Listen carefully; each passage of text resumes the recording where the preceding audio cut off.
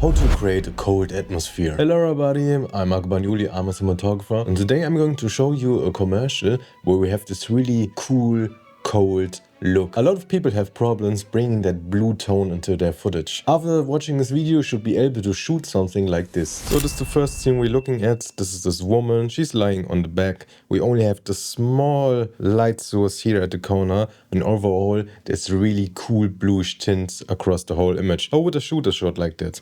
The first thing I always check, okay, how is the room looking? How much space do we have? And the problems on this shoot are already, damn, these walls look boring. The overall room, not cool at all. So what they've done here is they placed the camera outside of the room. And this is something I do a lot of times because it's a nice way to introduce a new scenery. You have now parallax if you want to do a nice push in, and also you frame your shot a lot better because the goal is always to lead the viewer's eye. And with this door, we create frame like a painting where the viewer has to look at the center directly. And also because it's much darker, the focus on the brightest part in the image, which is this person, is now even more enhanced. So when you're going in a location like this, where you're noticing, oh, it doesn't look really good, try to do one wide shot and then go in for the close-ups. There's actually no need to show anything here at all. There are probably only two angles where everything looks good. You can do a top shot is a nice way because the floor, sometimes like here you can see, has more texture. We have the ruggage, we have the bed sheets, a little bit of color. So try to be a little more creative with your angles. Ignore everything. So how do we get this bluish tint into the image? One thing you would probably do is color grading. But if you're shooting not raw, use a colder white balance already in camera. I'm a big fan of the worst WNB I ever seen in my life. A lot of people use external monitors, but they don't use LUTs beforehand. There's so many tools right now. We have Dehancer, there's a code in the description where you get 10% off, or the tool you already have in DaVinci Resolve. And there are a lot of presets you can use to already get this cool look in combination with your white balance that you should do in camera, because now you get a lot better color. Overall,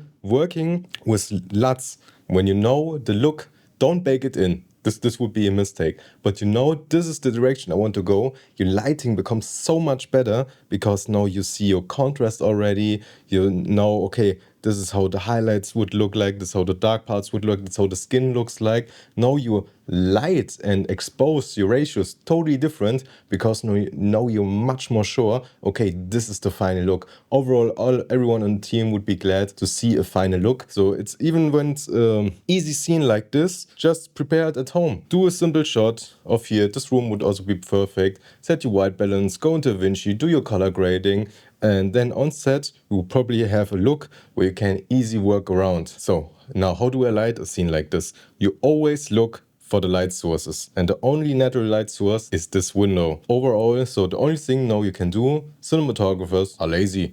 We just look at, okay, what's there, and then we enhance it. And the only thing that's probably out there is a lamp of your choice. When it's daylight and need a lot of power, some like 1200 with a Fresnel von aperture and higher. What I mean with that is an M40, M90. We need a lot of power. When it's night, it's totally different, but the overall exposure and fill of the room also changes. So just use this big light and blast this into the scenery. This is really hard light source. But the thing that makes it more natural is always sheets like this. Sheer curtains. Curtains are your best friend because it diffuses the light and also gives a little bit more texture to the room, like this blue tint. Then the only thing you have to do now is black out with molten the other side of the room, so the light cannot bounce on the wall and back to here. That will totally destroy your your contrast, but we want this high contrast look, so we have to flag the other side of the room, and that's probably it.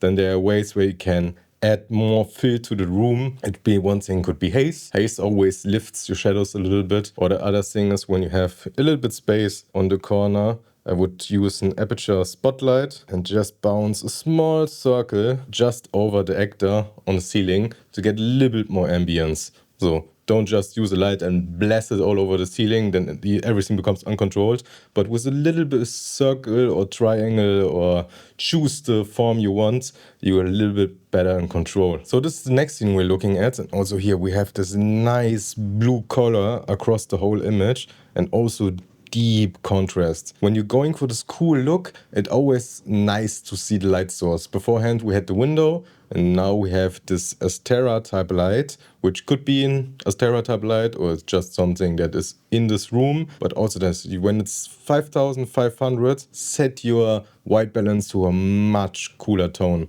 The problems when you do it like this is most of the time that your whole image becomes more blue. So you also your shadows. So you balance it out with in DaVinci. I will always in a dark scene like this desaturate the shadows. When you desaturate the shadows, you get much cleaner black light, black shadows, and I think it looks more professional. When you just shoot this in 5500 Kelvin and your white balance is neutral, the light is neutral, and try to grade it, and it's not raw, your blues would be all over the place. It will start to look very unnatural. So try to do it as much in camera as possible to get a more professional, cleaner look. Also here, even though the room is pretty dark, I would always put neck just ready to, if you want to increase the shadows a bit more. So with other technique, when you notice that's too much contrast for me, I want to wrap the light a little bit more around in. I would put the light directly in front of it. Just a small tube to extend the light wrap. So never come from the light when it's really on the other side and you really half lit, side lit. Don't drop the light on the other side. It has to stop in front of his face so that you get a nicer wrap around his face. Also, a nice little detail is when you have this really blue scenes, sometimes it helps to counter it with a little bit warmer colors, like this fruits here and this warm light in the microwave, so that your image doesn't feel just blue. Sometimes you need this little bit of contrast to break the image. Here's the wide shot from the scene, and here they used all techniques at once. Now we have even the warmer light in this floor scenario, so the image breaks again. And also, like I said before, we try to frame the scenery. This room overall has really nice texture with these flowers on the wall and everything. Nice practical, nice reflections on the wall.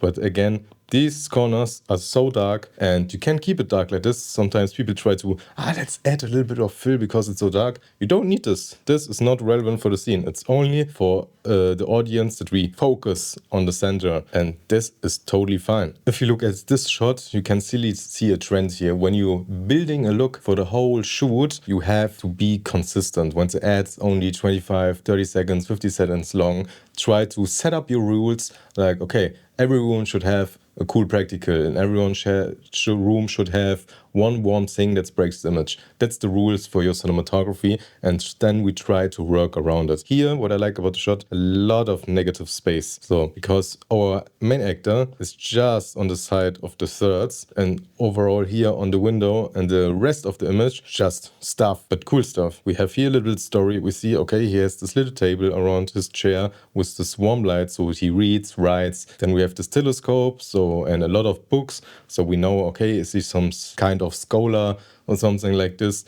Always add your set design, add so much story to everything so that you don't have to explain a lot. So when you have an ad, you don't want to explain things, just show.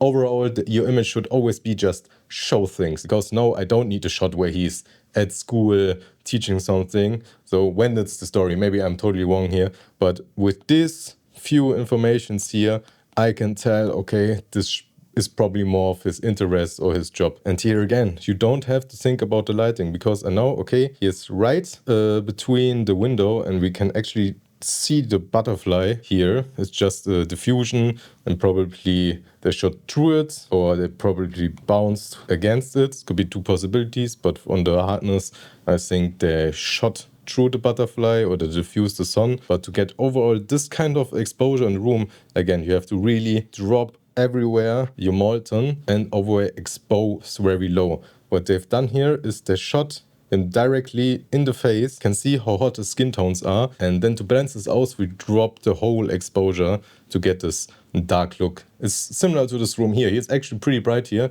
but I overshoot it so on my face so that the overall atmosphere of the room is much darker. That's the same techniques they used here. In the close-up, you can see even better how bright actually this side of his face is and how dark the other side. We actually get a little bit of bounce, warm bounce from the lamp on the corner. I don't know if I would do it like this, but really depends on the scenery, how strong the contrast is, maybe, but that I think that helps a little bit in the atmosphere. A lot of times I also do add fill lights, a little bit cooler tones, so the shadows have a little bit more coolness, and then what's great is color contrast in the face, just slightly. I'm not always on perfect 5500, 5500. Sometimes this is 5500. This is a little bit cooler on 6000. So just create a little bit more natural world feel. So if you enjoyed this video, I would really appreciate subscription from you. My name is Marco Bagnoli and see you next time.